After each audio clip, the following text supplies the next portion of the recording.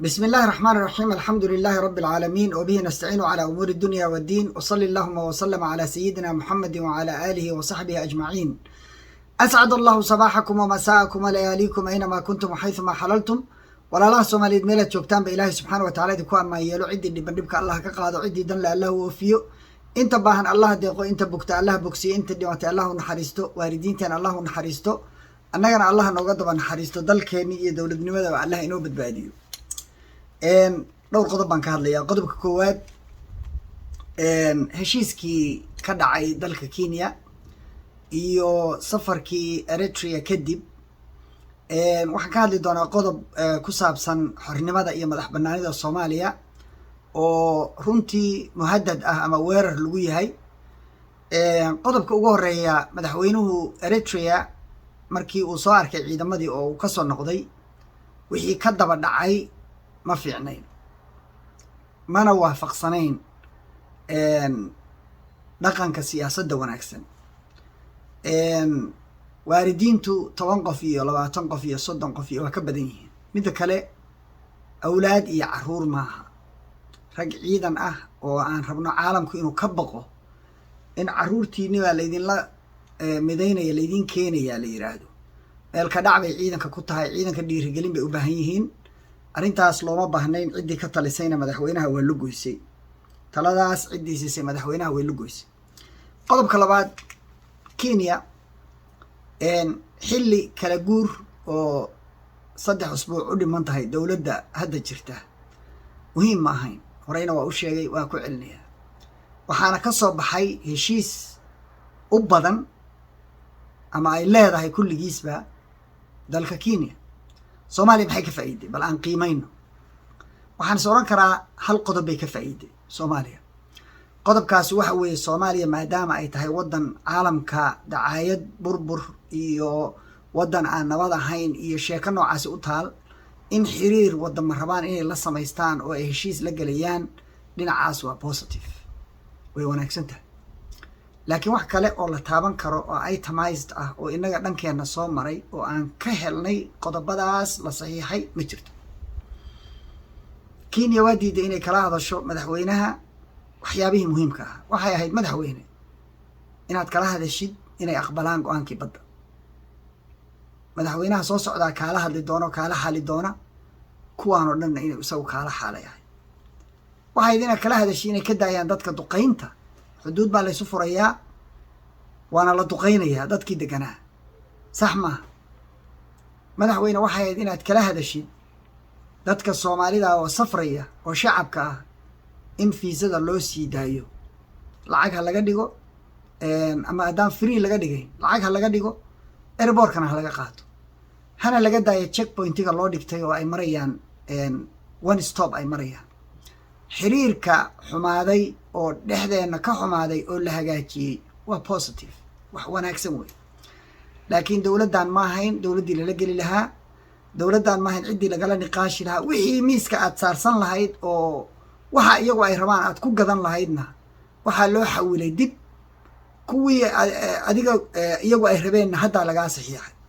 arrintaasi u malayn maayo inay ahayd arrin runtii ku habboon maanta. waxaa la yidhi dhaqaalaa laga hadlay, kalluun baan kala qaadanaynaa. dhaqaalaha Soomaaliya Kenya iyadaa ku tiirsan. girigiri markii laga soo guuray oo 5 sano lasoo dhaafay loo raray dowladnimadii, qolyihii deganaan jiray xamar loo raray, dhaqaale aad u tiro badan bay gaftay Kenya. madaxweyne, 2016 lama joogo. dowladdaadu tii maaha hore, tanu way ka awood badan tahay dowladdaadii hore. waxaa la rabaa inaad adigu horta bal aqbashid inaad ka awood badan tahay shalay. haddii shalay gacmaha si easy lagu maroojin jiray, maanta inaan lagu maroojin karin. inaad awood leedahay, inay kuu baahan yihiin in Soomaalidu ay ka shaqaysato dalka Kenya oo ganacsigu uu isu furnaado, iyagaa dani ugu jirtaa, keligeen maaha. sideedaba ganacsi qolo gaara ummaddan ee ganacsi waa wax kala iibsasha, wax isa siin maaha. marka in wax la kala iibsado labada dhinacba dan baa ugu jirta. Soomaalida ku nool Kenya baryo kuma joogaan, lacagta adduunka ayay soo geliyaan Kenya, billions of dollars. hal nin oo aan aqaan 1200 oo qof baa ii shaqaysa. nin ku yiri buu ii sheegay saaxiibkiisa hebel 1200 qof baan mushaar siiyaa. guri walba oo Soomaaliyeed kibar waa ka shaqeysa Kenya iyada ku taagan Soomaalidu ganacsi dad ka samaysan weeye dhaqaalahana sameeya isna taakuleeya marka dhaqaalahan isu furnay iyo trade-ka la isu furay waxayna ku filan maaha kalluunkeena awal boob ku qaadanayeen hadday diideen badii inay aqbalaan go'aankeedii madaxweynaha dambana loo xawilay macnaheedu waxa weeye wali kalluunkii waa guranaynaa lacag la'aan baan ku guranaynaa Soomaaliya kalluunkeedii ma badda u furnay wadada u furnay oo ganacsiga u furnay waxaasi waxayna ku filan maaha qodobkaas intaasan ka oranaya waxay madaxweynuhu inuu dawladdiisa dhisto safarada yareeyo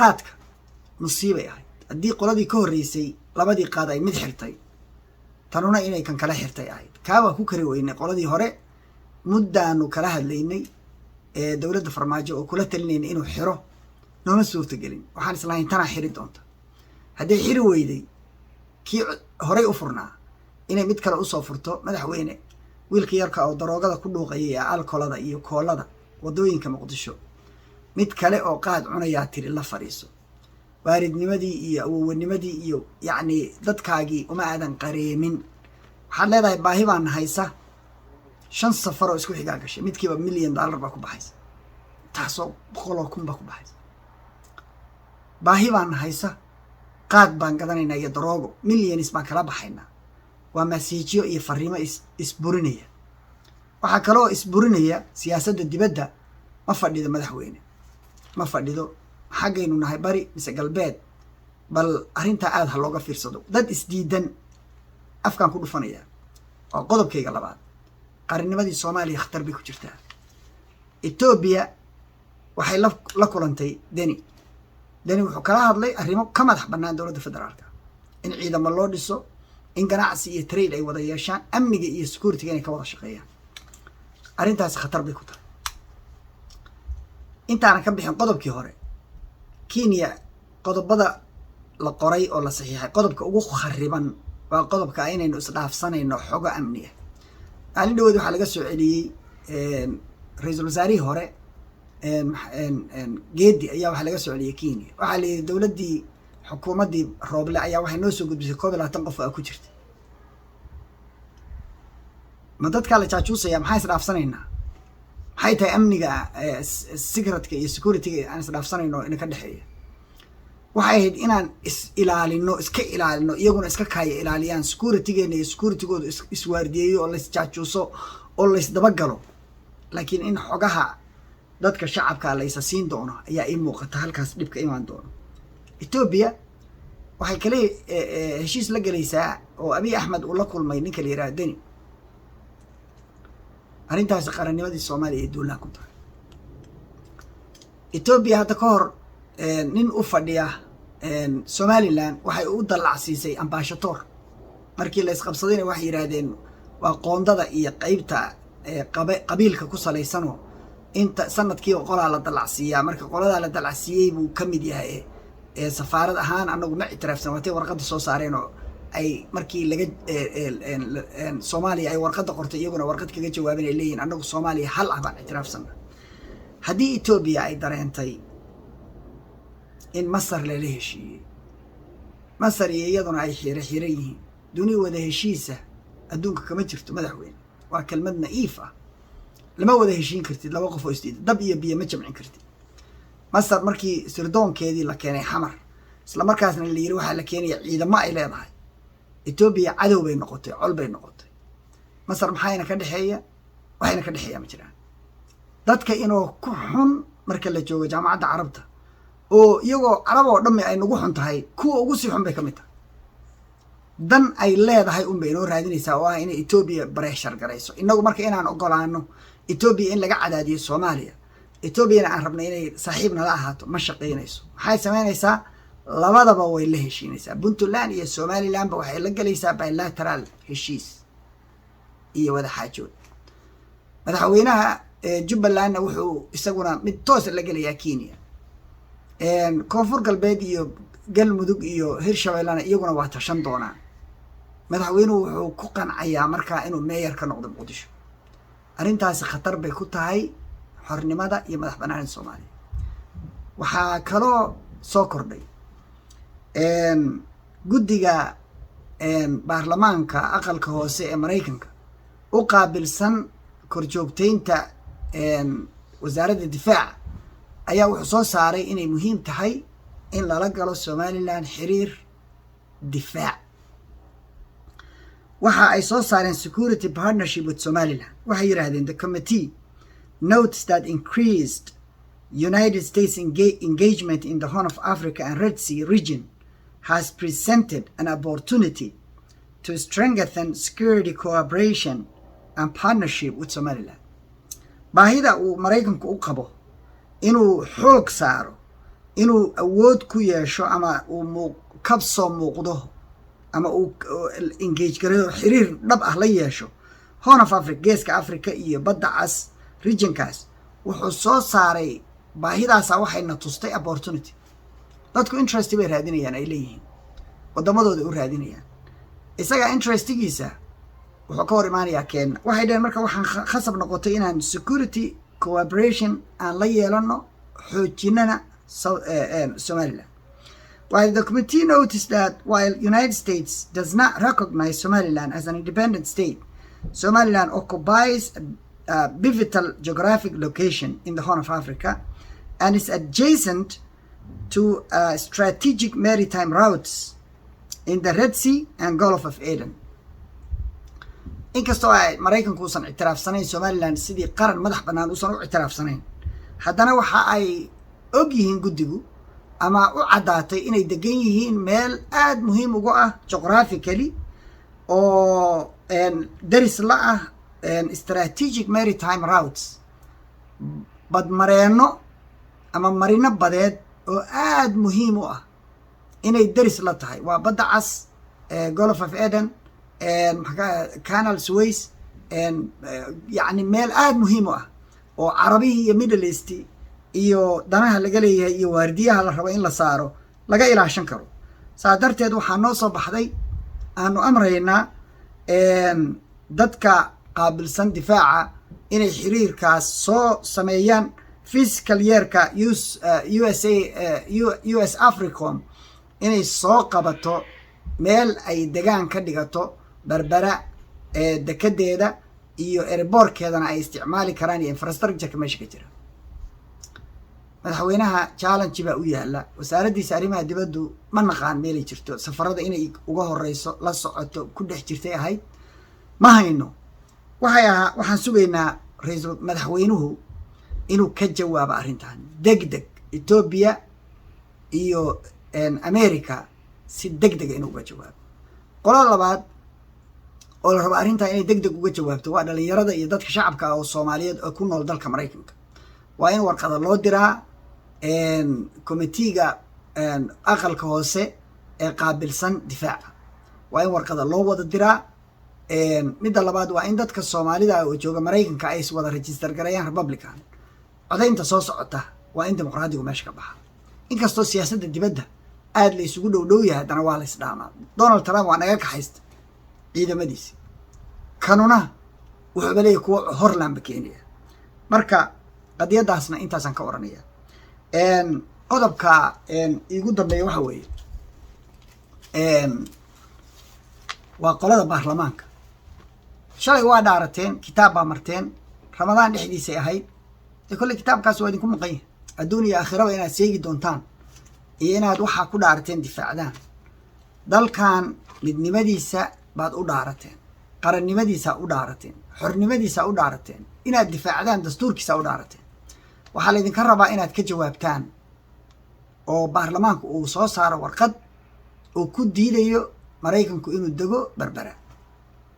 dowladda federaalka ah iyo madaxweynuhu hadday qabsan waayaan shaqadaas qolada laga rabo inay dalka ilaaliso idinka way xildhibaano. waxaa la idinka rabaa inay sabaabushaan arrintan mooshin in la keeno degdega oo laga jawaabo. qarannimada Soomaaliya waa lama taabtaan. Soomaaliya waa mid saddex qaybood baa ka maqan. Soomaali weyn in la raadiyo mooye Soomaalida xabadda ahayd in la sii kala jarjaro looma baahna. mana aha wax la aqbali karo ama la qaadan karo. marka haddii madaxweynaha iyo xukuumaddu ay keeni waayaan xal, qoladaasna ay bushback ku samayn waayaan, iska celin waayaan, idinkaa la idinka rabaa inaad dalka difaacdaan oo midnimadiisa ilaalisaan oo qarannimadiisa ilaalisaan intaasaan oranaya insha allahu tacaala khayr badan baa idiin rajaynaya ilaahay waxaan ka baryayaa inuu waddada saxda aan ugu taago madaxweynaha mar kale waxaan ugu baaqiyaa dowladdaada dhiso sal muggii u fariiso ciddii kuu baahana kuu timaado safaradan isgarab yaacaya jooji lacagaha aad magaranaysaa kharashkaa ku bixinaysa si dadka abaaraysan oo dhibaataysan inaad baryo tagto boqolaal kunna aad gubto dee yacni sax maaha waana baahanahay lacagna waa gubaya waa kharash garaynaya looma baahna safaradaas oo dhan muhiim ah sal muggii u fariiso waxaad kaloo ogaataa madaxweyne dowladdaadii hore ka fiican kana awood badan intii hore ka raganimo badnow qab yeelo ogow intii hore inaad ka awood badan tahay yes weli waa soo kabanaynaa laakiin waa dhanna intii hore yacni awooddaada adoo ku faanaya maskaxdaada geli inaad iska dhicin kartid cid alla ciddaa doontid dowladdii hore waxay ku fiicnayd qarannimada soomaaliya lama taabtaan warqad deg degay markiiba soo saari jiray bush baag baa la samayn jiray safaaradaa la cayrin jiray kenya xiriiradaa loo jaray waddamo badan baa xiriirka loo jaray kadib markii qarannimadii soomaaliya ay khalkhal geliyeen madaxweyne qaabkaasaad soomaali ku kasban kartaa laakiin jileec iyo dabacsanaan maya heshiisku sidiisaba heshiisku waa mutual interest and mutual respect isku dal maahayn dan unbaa naga dhexayn karta dantaas waa inay laba dhinac tahay iigu tuur aan kugu tuuro scratch my back I scratch yours ii xoq dhabarka ana aan kuu xoqe wax itar aan wax ku tare heshiis kasta waa inuu miro dhal u yahay soomaaliya nin walba wuxuu u doodayaa dantiisa maraykanku dantiisu raadinaya etoobiya teeday raadinaysaa kenya teeday raadinaysaa annaga adaa nagu matala goobtaas iyo miiskaas iyo kursigaas madaxweyne noo raadi wixii naga maqan waxa aan rabno noo raadi heshiis ummadoo dhan la gal laakiin kula gal waxaan rabno annagu danteenna iyo dalka soomaaliya iyo dadka masaakiinta oo baaba'san dantooda dad ganacsato oo xoogaayo qaad gada macna uguma fadhiyaan soomaaliya niman corrupted ah oo siyaasiyiin oo contract loo xiro soomaaliya macna uguma fadhiyo waxna ka siin mayaan lacagtooda dalka iyo dadka adaa lagugu aaminay ummaddu aday ku eeganaysaa madaxweyne ilaahay uga cabso ummadda rabbi uga cabso dantooda raadi ha raadin dan shakhsiya ciddii doonta ha ahaato shakhsigaas khayr badan baan idiin rajaynayaa wasalaamu calaykum waraxmatullaahi wabarakaatu